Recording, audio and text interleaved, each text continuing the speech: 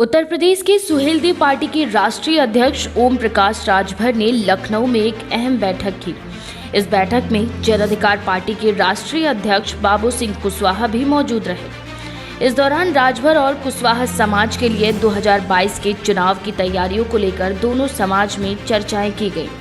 ओम प्रकाश राजभर ने बताया कि वो 2022 के चुनाव के प्रमुख मुद्दे जैसे उत्तर प्रदेश में घरेलू बिजली माफ करना, साथ ही सामान्य अनिवार्य निःशुल्क शिक्षा, गरीबों के लिए निःशुल्क चिकित्सा और गरीब और पिछड़े समाज की मदद करके 2022 के चुनाव में जीत हासिल करना। देखिए, अभी भागीदारी संकल्प मोर्चा की बैठक के लिए हम लोग ज्यों आए तब तक आपका विभाग आ गया और तब से लेके अब तक हम यहीं आपके सामने हैं। तो अभी हम लोग जा रहे हैं बैठक करने तुरंत, क्योंकि विलम्ब हो गया आप लोगों से बात करने में।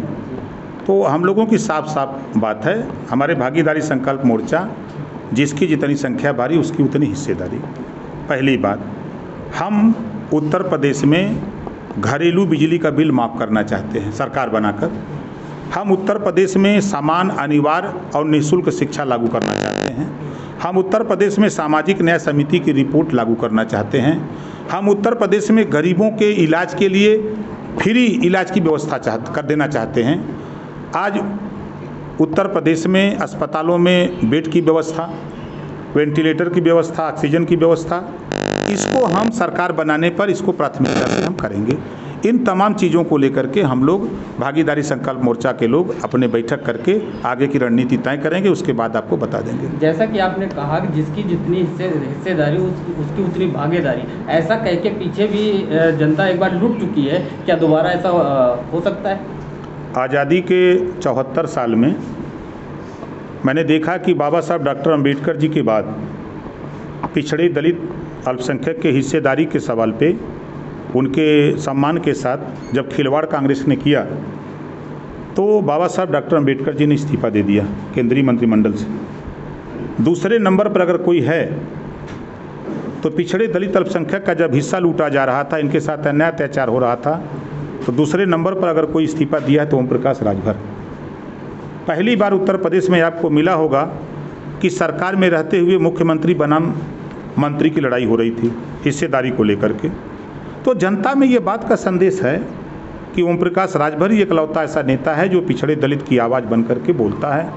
जब भी इनका शोषण होता है, 69,000 शिक्षक भर्ती को ले लीजिए, 5,844 पद जो है योगी जी ने लूट लिया, मुख्यमंत्री हैं।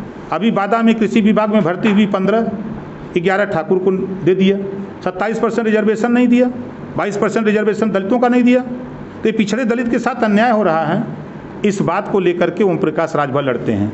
हम पैसा का, हमारा बिजनेस राजनीति नहीं है, हम पैसा कमाने राजनीति में नहीं हैं। जो लोग पैसा कमाने में बिजनेस बना करके राजनीति करते हैं वो लोग जाकर के जी हजूरी चमचागिरी करें, लेकिन ओम प्रकाश राजभर ऐसा नहीं करता है। एक सवाल है कि दिल्ली से लेकर लखनऊ तक लगातार सियासी बाजार गर्म है।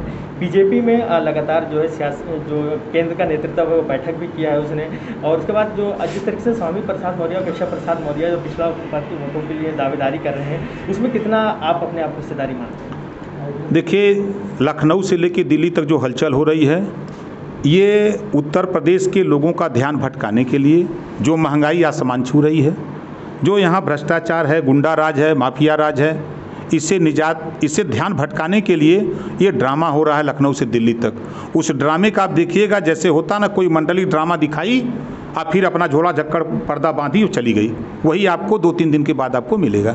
ये पिछड़ों का, दलितों का ध्यान भटका करके वोट लेने की कवायद है और कुछ नहीं है इनके ड्रामे में। यानी आपका कहना है जादूगरी का अंत होने वाला है? बिल्कुल अंत होने वाला है। जाएंगे आप? मरने की बात पूछिएगा तो बताएंगे। लखनऊ से इरफान कुरैशी की रिपोर्ट।